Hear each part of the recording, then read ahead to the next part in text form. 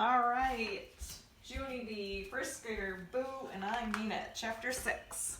This chapter is called Trick or Fruit. So, remember, Screamy the Clown was where we were last time. Mother put Ollie in a stroller and she took us trick-or-treating. She tried to hold my hand, but I quick pulled it away. Yeah, I'm not even a scaredy cat baby, I said. I am Screamy the Clown. After that, I speeded up my feet and I walked very fast in front of those two.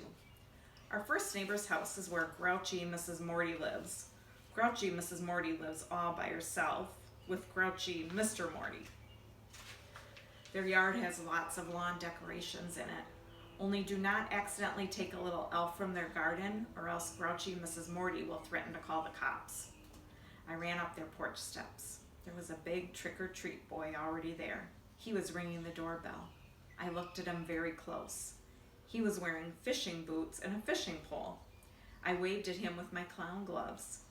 Hello, how are you today? I am Screamy the Clown, I said, and I can scare the pants off people. The boy rolled his eyes at me. He didn't say any words. I pulled on his fishing pole, very friendly. So what are you dressed as? I asked. The boy sucked his cheeks into his head. I'm a fisherman, you clown, he said. Fishermen have an attitude, apparently. That's how come I decided to scare the pants off that guy. I did a creepy clown grin.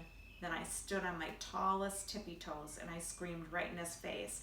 Ah, ah, ah, I screamed. Just then, grouchy Mrs. Morty opened the front door and she quick held her ears. Junie B Jones, my word, stop all that racket. I stopped my racket. Yeah, only I'm not actually Junie B Jones, I explained. I am Screamy the Clown, and Screamy the Clown can scare the pants off people. The fisherman boy rolled his eyes again.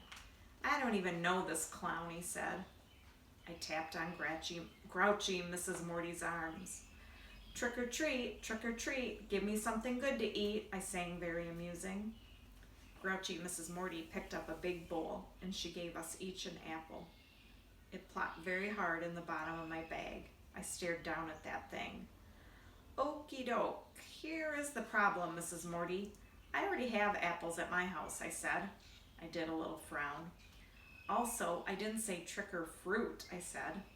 The fisherman boy laughed real loud. Then he leaned over next to me, and he dropped his apple down my clown pants, and he quick ran off the porch. I stood there very shocked. Okay, that is not actually acceptable, I just said kind of mumbly. Just then, Mother came up the steps with Ollie the cow. Mrs. Morty's face got nicer. She patted Ollie's cow head and she gave him a Rice Krispies treat. I looked curious at that woman. Okay, see, I didn't actually know that Rice Krispie treats were available, I said, and so I would like to trade in these apples, please. I reached into my bag in my clown pants and I tried to give the apples back. But grouchy Mrs. Morty did a grump face. I only made treats for little ones, she said. After that, she patted Ollie again and she closed the door. Mother stared at me. My, that went well. It's only the first house and you've already had an apple drop down your pants, she said. She did a big breath. And not only that, but you didn't even thank her for the apples, Junie B. I thought a second. But I'm not thankful for the apples, I said. Mother rolled her eyes. It doesn't matter, she said. When someone gives you a gift, you always, always, always say thank you. I scratched my head at that interesting news. Really? No kidding, I said. Thank you can be a fib, apparently. Who knew?